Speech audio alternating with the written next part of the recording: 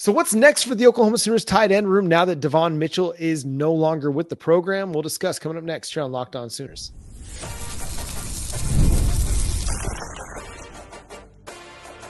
You are Locked On Sooners, your daily podcast on the Oklahoma Sooners. Part of the Locked On Podcast Network, your team every day.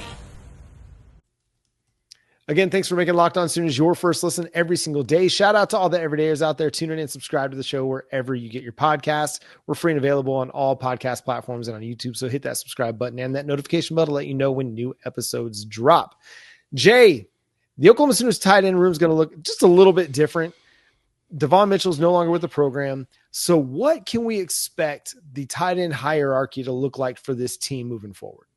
Yeah, we joked about it, but I mean, no true joke out there. Oklahoma dropped propaganda literally right after the announcement came of Will Huggins making a catch across the middle, getting hit really hard by Michael Boganowski and holding on to the ball. So to me, sounds like Huggy Bear might be one that's going to be stepping up. You're also hearing really good things about Jaren Kanak, but it doesn't sound like he's actually lining up on the line. He is truly playing an H-back, moving around and playing in the flat, doing some rubs, catching across the middle. So you're hearing words that, Kanak seems impressive, but I'm going to be honest.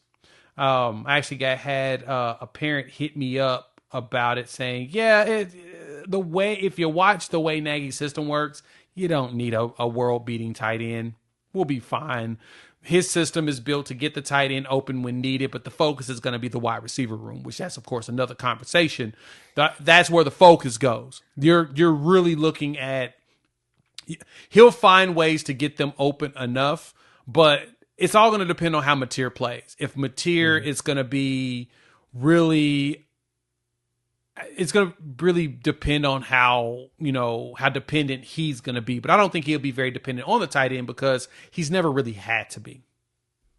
Yeah, we went back and we discussed the Washington State tight end snap counts over the last few years. Those guys got fewer than 400 snaps and not very many targets on the season. Now, if you've got a Mark Andrews type or Jermichael Finley, a Jermaine Gresham, James Hanna, got Demetri Flowers, you got Jeremiah Finley, Braden Willis. If you got one of those guys are going to be on the field. They're going to get snaps and they're going to get targets. If you don't, you're going to roll 4 wide. You're going to roll 5 wide, maybe run some more 2-back sets where you're running some, 20 personnel and using less tight ends. There are going to be options for Oklahoma to figure this out without having a go-to tight end. It's going to be okay. But I think we're hearing some positive things about the room. Oklahoma Breakdown, Gabe Eichert and Teddy Lehman were talking about Carson Kent on their show earlier this week that, hey, he's creating some buzz. That dude can make some plays in the passing game.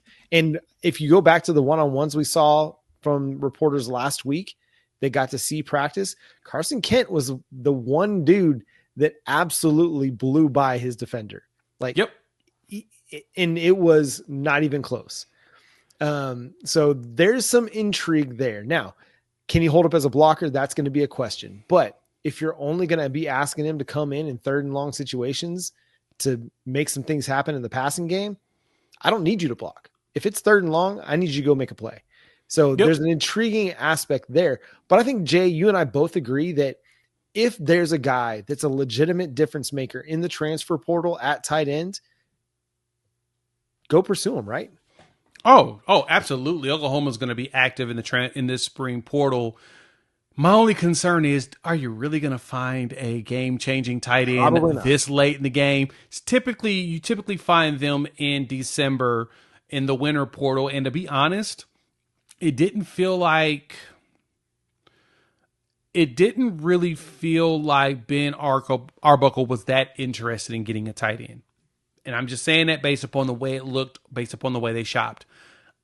If that is the case, then he obviously must have a plan in place. The offense has been successful and has been showing some great moments here in spring. So do we really need a tight end. Should we really be that concerned? I mean, we've got 7 of them on there. We've got young Trinae Washington, who I think could be some potential there. We just got to make sure he gets out there and play. And he's already at 6'4", 233. So technically he's about at the size that he could play here in the SEC.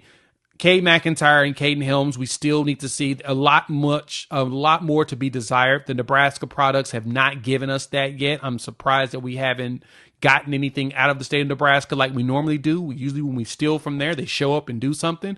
We haven't gotten it. Neither one of them have been able to be healthy. Can Caden Helms go out there and go ahead and make something happen? Is it his time now? Is Cade McIntyre at that point where he's ready to ball out too? Again, Trinae Washington is right there as a true freshman. You may need to go ahead and just toss him out there in the wolves and say, hey, man, go make a play. Go make a catch, get open, and go. I would rather go that direction and play that rather than really honestly shop in the portal. I don't think that there's going to be much value. Unless you get lucky that a big-name player jumps in there, a big-time player, I don't think you can get that lucky. So focus on what you got. Just don't use the tight end that much if you don't have to. Yeah. And figure out a way to use these guys in ways that highlight what they can do well. Not all tight ends are going to be built for all situations, especially on this team right now.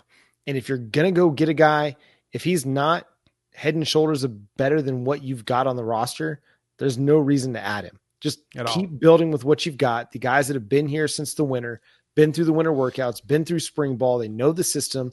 They've got some familiarity with Ben Arbuckle and with John Mateer, and you're developing them. Just roll with that. And listen, is it great? No.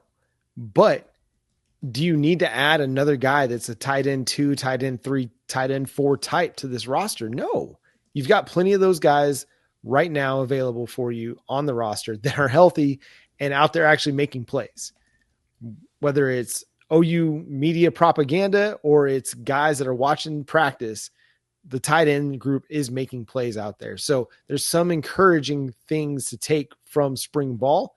Now they just got to build on that and carry it over into fall camp and into the fall. We'll see. You know, the tight end room is not really that much different than what it was.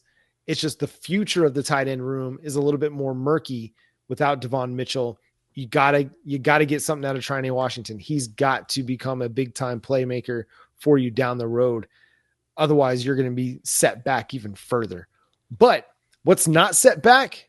OU men's basketball. Portal Moser is getting after it right now in the transfer portal. We'll discuss coming up next here on Locked On Sooners.